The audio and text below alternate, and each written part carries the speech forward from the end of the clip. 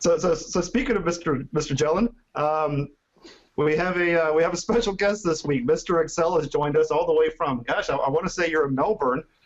Just in case people have been living under a rock, Bill, welcome. It's such an honor to have you here. Would you mind saying hello? And for those who are uninformed, would you mind telling everybody a little bit about yourself?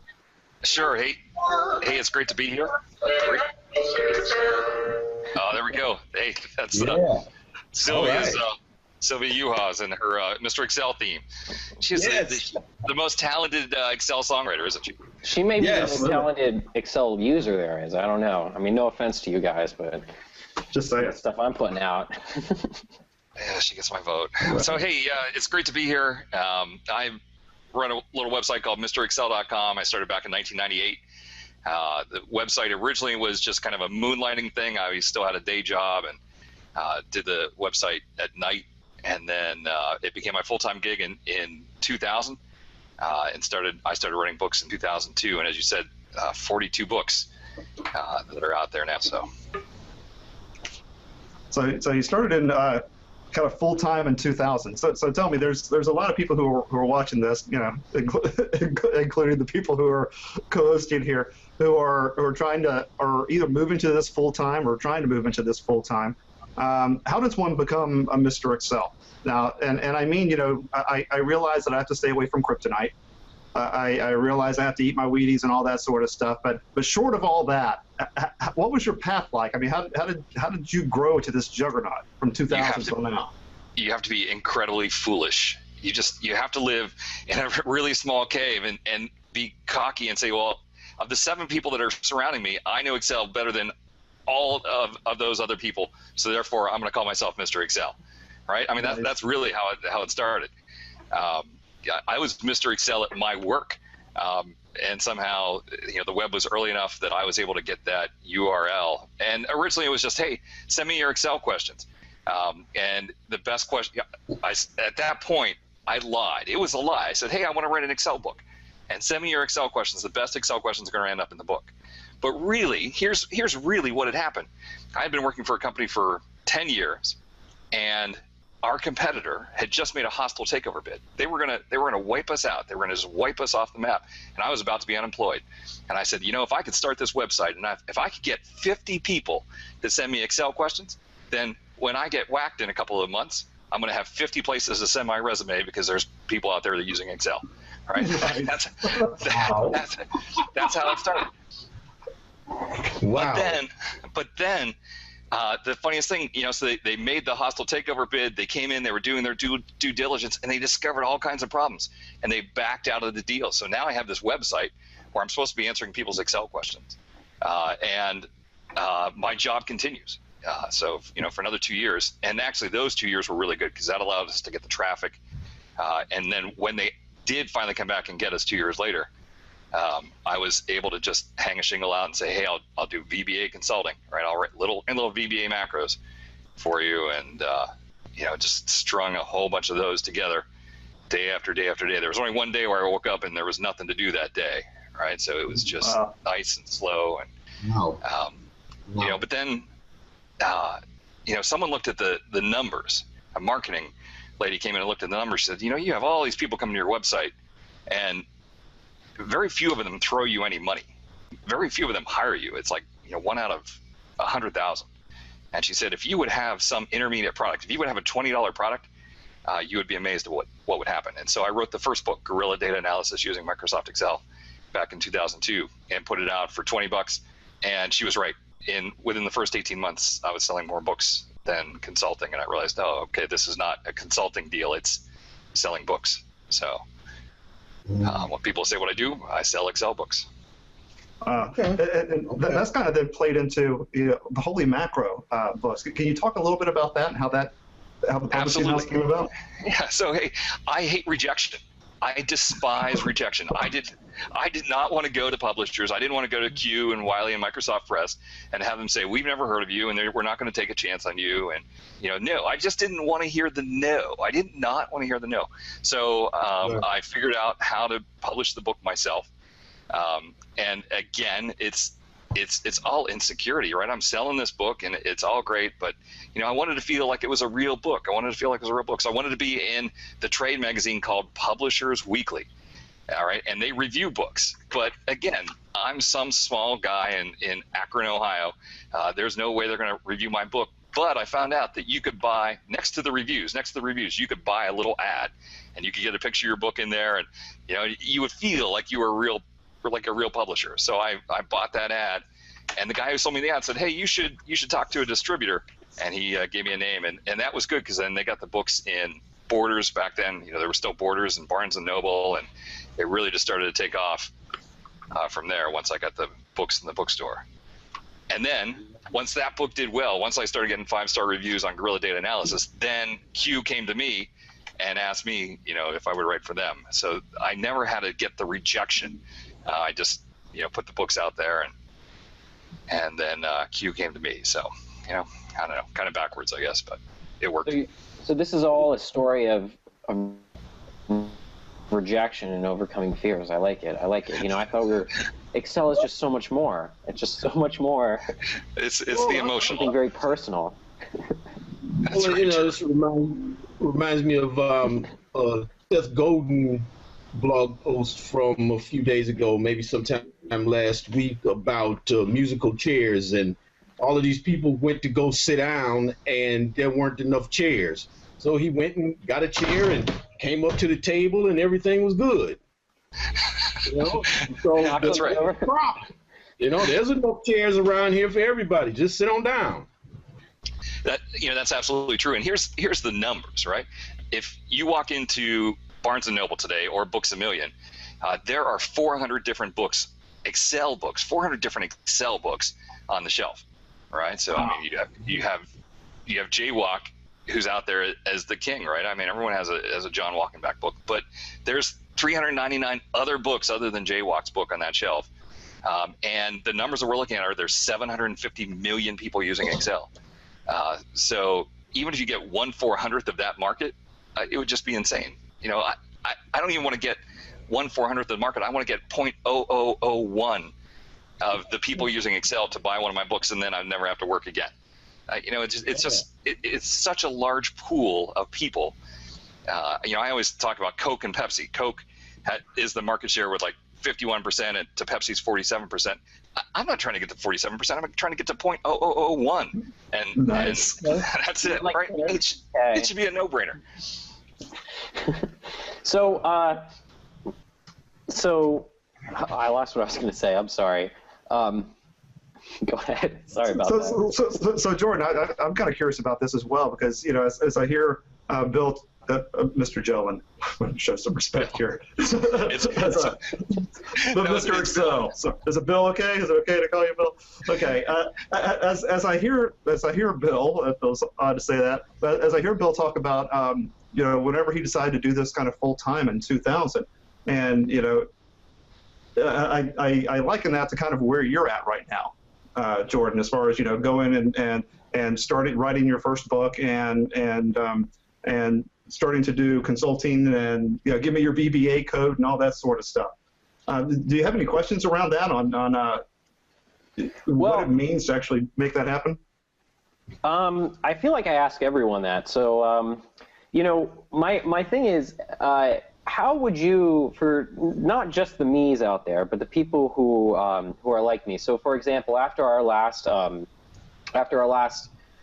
interview with Chandu, people actually reached out to me on LinkedIn and they said, now I'm really motivated to do the things that I want to do because I wasn't really sure if I could do it. So, I'm writing this book and I feel like I want people to find it useful, even if it ends up like being a doorstop. You can stack them and they'll be very heavy. But how do you? I mean, seriously though. But how do you sort of get to the point of putting yourself out there? Because while it's nice to get good Amazon reviews, they can also be vicious. And I don't really know. I know all 42 books have 5 stars, but no, they don't. Here's the beautiful thing about Amazon reviews: never look at them. Right? Okay. Stop. Yeah, don't look. Right, and then you won't feel bad about yourself.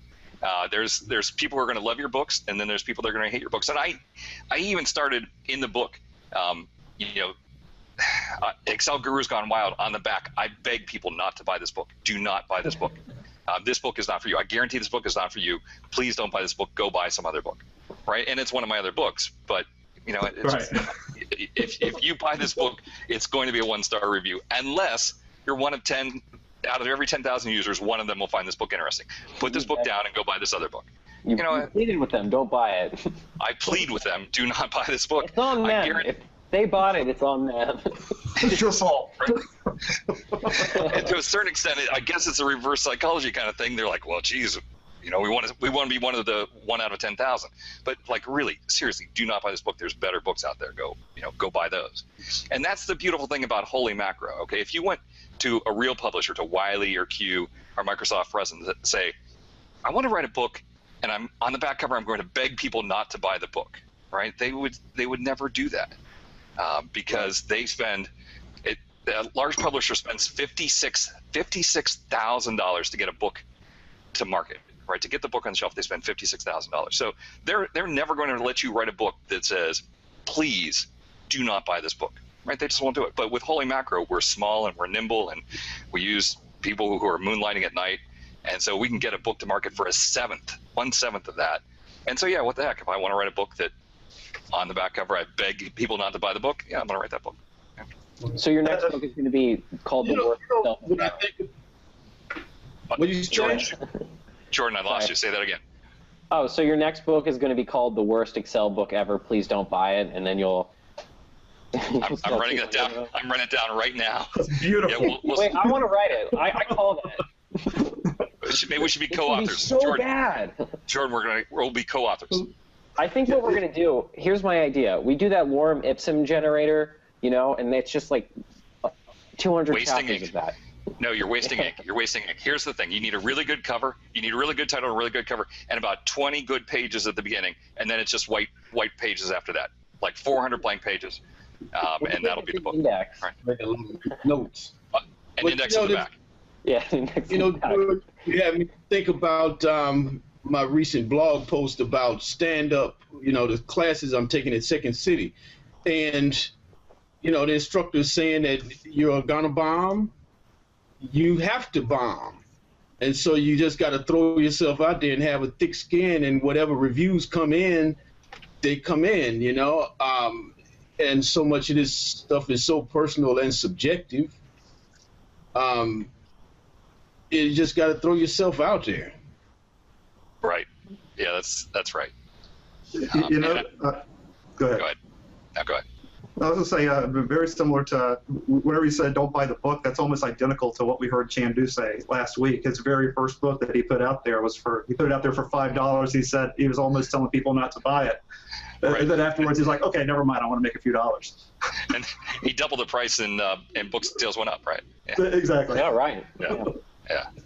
So looking back at your older books, since you have so many of them, is there anything in them, and you don't have to be specific, but is there any stuff that you would read now and say, oh, that's really not how you should do that? Absolutely. Yeah. It always happens. And the other,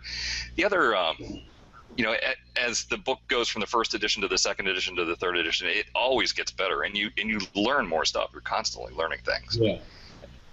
Yep. And Oz. So here, let's compare notes. I know that you do seminars up in Chicago, right? You do live seminars in front of people.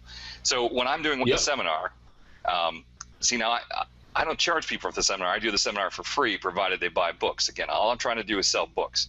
But I tell them right up front, I said, look, I guarantee today that someone in this room is going to see me do something in Excel and say, oh my gosh, there's a better way to do that. I guarantee that. And I don't want you to be shy. I want you to just raise your hand and feel free to show me up. This is completely interactive. And so when I do those seminars, let's say it's a half-day seminar, an all-day seminar, I'm guaranteed to get 2 to 3 new tips every time. And the record, every once in a while you'll be on a pace to break the record. The record was in Oklahoma City. A group gave me 8 new tips in the course of a one-day seminar, right? And this is a racket. They fly me in. I show up, I give them a lot of good Excel tips, but I'm getting free Excel tips along the way, and then I put those in the next book.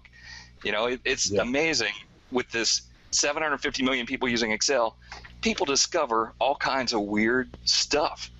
All kinds of weird stuff. All right, so Oz, do you ever get get tips from the audience of things that. Well, I haven't. So far, nobody's given me a tip, but they'll ask me questions that have me to dig into something so that I can have an answer for them. Right. Yeah. Right. And this whole thing, like the VLOOKUP using true. And a student says, well, why don't we try it that way with the unsorted column and use true? And the answers made no sense. I loved your blog post on that. That was great. Yeah. And so that's where I wound up learning about the binary search. Not the binary search versus the linear search. False is the linear search that takes up all your memory. Then you have the binary search, which is a quicker search, and that's why it's got to be sorted properly. But that came from students asking me questions and trying something, and I said, okay, this is what we should expect to happen, and we did it, and that is not what happened. Right. Yeah, that's a good one. That's a good one, right. Yep.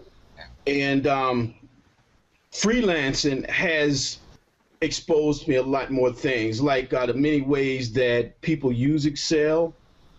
It's taken me into pieces of Excel that I wouldn't have explored had I still had my day job in a company where I was scrubbing data. So I've learned about, scraping web pages and building inventory systems and all kinds of things. So it's exciting to see this whole big, beautiful world of Excel, through the freelancing and through the workshops, and seeing the things that people need and the constant things that come up around, especially scrubbing data. Nobody's taught how to do it, but so many people are faced with having to do it. There was a time where I hung a shingle out where I just offered to scrub your data. Right, you have bad data. Send me your data. Let me fix it. Using all kinds of the tools that we use all the time. Write it down, Oz. Data scrubbing. Yeah. Data scrub.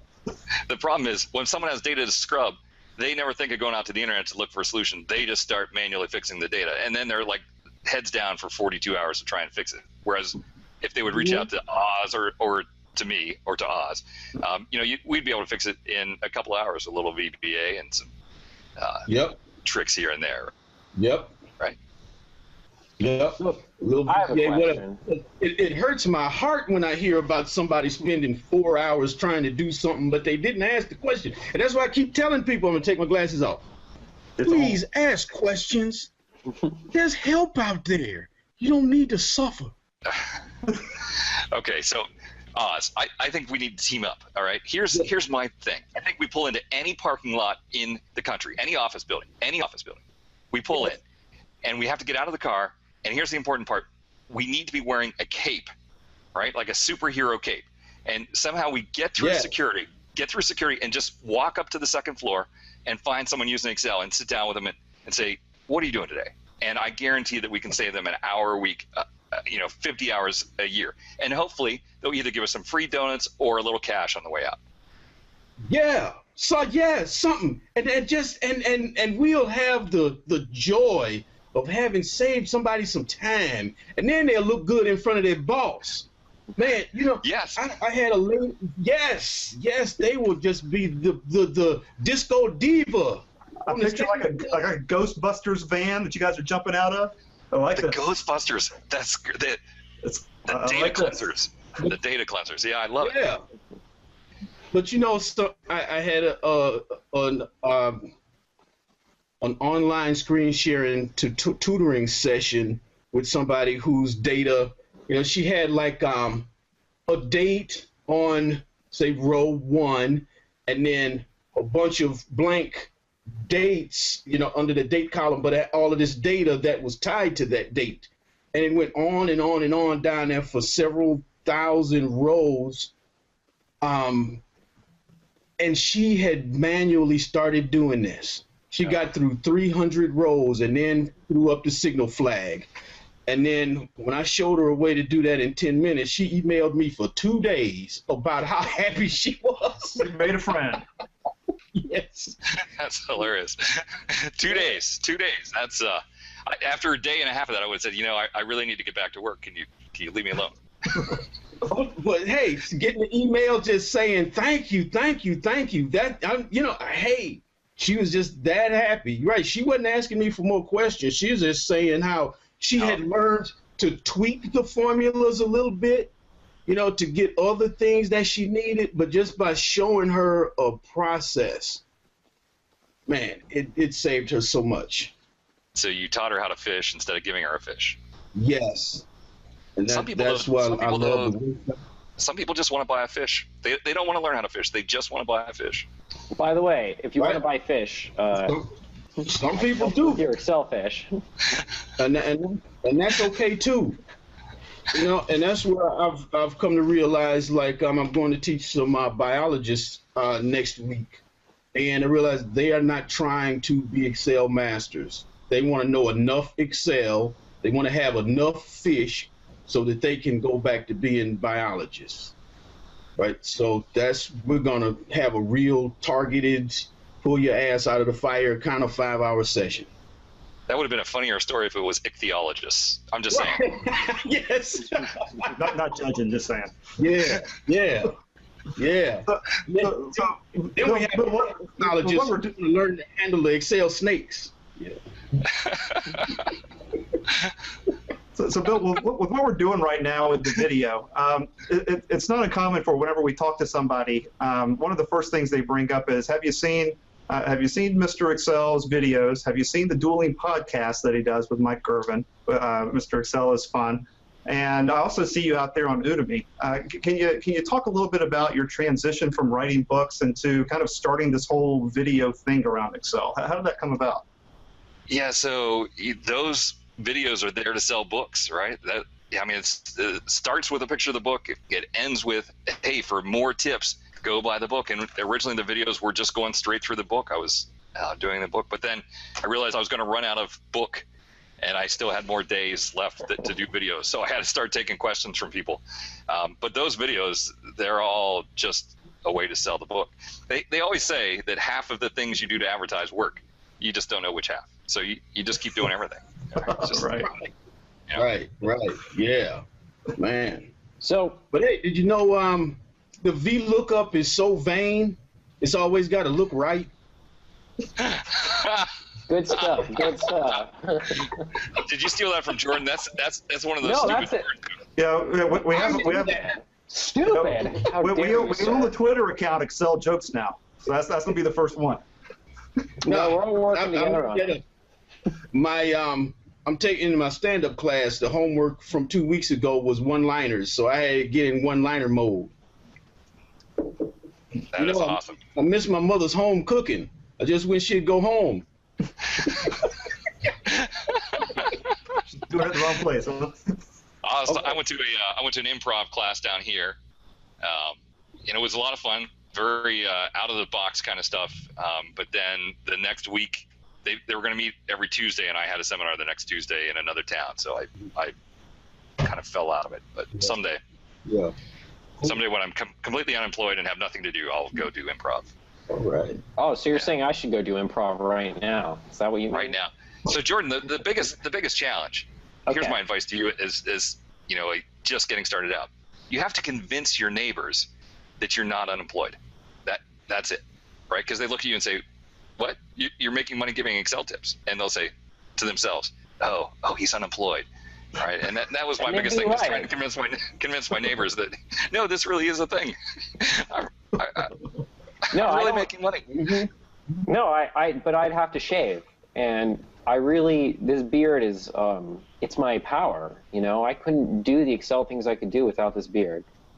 Man, if you grow enough beard out, you could become an upside down Chandu. Right, that'll be your logo, right? That is something, I think that is a worthy endeavor the rest of my life to pursue. I'm not even going to do Excel TV anymore. I think this is something, let's cut that part out so that I can go do that and no one else will know about it. But I have a question for you. Actually, no, wait, let me rephrase that. I have a bone to pick with you, Mr. Excel, if that is your real name, and I don't think that it is. Now, the name of my blog is Option Explicit, VBA because I love option explicit. Oh, here we go. Maybe the most important thing you can do in your code. And when I talked to you, you were hating on it. You were saying, I don't have to do it. So if you could tell the kind audience, kindly tell our audience, and remember this is a family show, why you don't like option explicit. Yeah, the most important thing you can do in your code is not option explicit. The most important thing you can do in your code is make code that works, right? And you don't need option explicit to have your code work. We're not programmers. We're accountants. We're Excel people. And we're just flipping over into VBA because we got some horrible data cleansing problem that we need to fix so that we don't spend 42 hours typing those dates in, right? And yeah, if we're real programmers and we're writing code, yes, go declare your variables and all that. But this is just, hey, I've got this horrible thing at work. I need to knock out 20 lines of code to make this work. And frankly, I don't know what variables I'm going to need, so I'm not going to declare them up front. If I need a new variable as we go, yeah, then we go. Now, the one argument, Bob Phillips cornered me, and he says, hey, well, what about misspelling the variable names? And I'm like, okay, Bob, if you're not perfect like me, sure, then you have to use option explicit. And that is an absolute joke. I don't know. That's the one argument I can see for it. It's certainly not that you're going to save 4 bytes because you declare it as an integer instead of a long or a variant. Because, I mean, look, we have so much memory. The original reason for declaring your variables was to save memory, and that's just ridiculous now. No, that's definitely true. The variable concern is it's done. I mean, we have so much memory now, we don't have to really care about it. You could, if you wanted to, declare everything as a variant. And there's some speed improvements you get through using certain types. But that said, the spelling thing is, for me, the spelling thing is huge because maybe I'm just bad at typing. But, you can also, as you're typing, you can add it in. You can say dim-I as you're typing when you realize you want to use it, and then move it to the front. There's no rule that says it has to be at the front. But I'll just say No. I'm too obsessive compulsive to dim my variables down in the code. I'm going to have to scroll back up and put them up at the top. It's quick. It's quick and easy. Copy, paste. No, okay, so I hear you. I'm gonna jump in here, all right? All right. Settle it. This came up because I did a VBA workshop last Friday, and I was getting to this kind of a discussion when I warned these newbie VBA coders that VBA coding is so personal. It's like if you go get help with VBA code, you're getting help with a poem because people have so many different ways. And yeah, and I've gotten code from somebody and put it in and it didn't work. They said it worked and they said, oh, you got to have the option explicit on or off or whatever. Oh my gosh, okay. And then Jordan helped me with some code, and then he uses named ranges. So now, okay, the code works, but now I've also got to go to another part to put the named ranges in. And so there are good reasons for all of this, but there's no right or wrong with this option explicit, but there are some very valid points about it. So let me just say that that's true, but also not using option explicit is wrong. That's why I named my blog after it. Oh yeah. No, seriously though. Okay, I hear it. I hear you. People, here's my other reason, okay? This is a good one. Because I watch people write this code when they make these on-the-fly variables, and they write things like, they'll first say T, like for test, so T equals something, and then they want another one, so they'll write TT, and then they'll want another one, so they'll write ZZ, and you all know, I'm looking at you out in the audience, you all know you've done that. So don't do that, because you say it's for you, and then you leave, and then the other, well, I guess that's not your problem if the other guy has to deal with it, but think about it the other way, that the other guy left and you got his code, and you have no idea what any of it means. So option explicit in declaring your variables makes you think about them, and I have a hard time saying that not thinking about your code. I can see Bill shake. Get it, Bill. Yeah, so what are you going to do? You're gonna go up there and dim T, TT, and ZZ up No, there? you're not going to say T. No, you're not going to do that. You're not going to do that. You're going to say T when I created on the fly. Oh, this is great. This is real Excel fighting here. Right. Listen, There should be a cage you're match. an MVP. Jordan and I in a cage. Do this. Yeah, that's right. That's right. We need to settle this on the spreadsheet. Spreadsheet off? No, I don't even know what that would look like. No, I like to. We'll edit that out. Contest? No, we'll keep that in. I want my concerns on the record. I like the physical cage match idea. 20 lines of code with 4 variables. You're going to have 24 lines of code instead of me having 20 lines of code. So already you have a lot more code than I have. It's going to take you longer to type it. I can type it. It's a lot. 24. I'm not thinking in terms of completion time. I'm thinking in terms of if I come back to it later and I want to know what I did. Well, then add comments. I mean, that's part of it too. It's not the option explicit. It's adding comments. Why doesn't your blog called "Add some comments to your VBA code"? That's way too long. I can't do that. Who wants to go to that blog? I mean, I barely get people interested in option explicit. Who wants to go to the option explicit blog? It is a terrible name. It's so do that on GoDaddy right now. I mean, I thought it was great. I thought it was a great name. But for people starting your own blog, pick a name that people know what that is, because I do more than VBA. I do a lot of VBA, but I do more than that. So option explicit, I love it. Terrible name for a blog, but thanks for coming to it. So JLookup.com would have been so much better, man. I'm telling you. Yeah. So what about Mr. Excel? Is that one taken? But you know, can you just imagine, though, whatever Bill said, that this first happened because he was like walking around his office and he looked around, there was 7 people and he knew Excel better than them. Can you imagine walking around your office saying, "Hey, I'm Mr. Excel"? So Bill, did you like put that on your nameplate, like right outside your cubicle, Mr. Excel? No. How did that go over at the office? That's a good question. You know, that's a great question. But you know, this heat here has me thinking about this. If there was an Excel movie, who would it be? And I posted this in a forum, and this guy says that would be the most boring movie ever. And no, with this feud going on like this, that'd be great. Yeah, an Excel movie would be great. So Bill said he'd be Dan Aykroyd would play him in an Excel movie. Dan Aykroyd, yeah, that's who I want to play me. He's a little funny, not that good looking. It would be a perfect fit. All right. Well, I believe Lady Gaga would be the best choice for me. No, wait, for a long time it was Samuel L. Jackson for a long time. Yeah. What happened? But no explanation necessary. He's so much taller than I am. He's known for being kind of ornery, but I just think Lady Gaga, talented, smart, edgy, and has the meat suit from years ago, right? So I say Lady Gaga. She doesn't have to be a 5'4" black guy, you know. Just say based on Oz du Soleil. No, Lady Gaga. Oz is 5'4".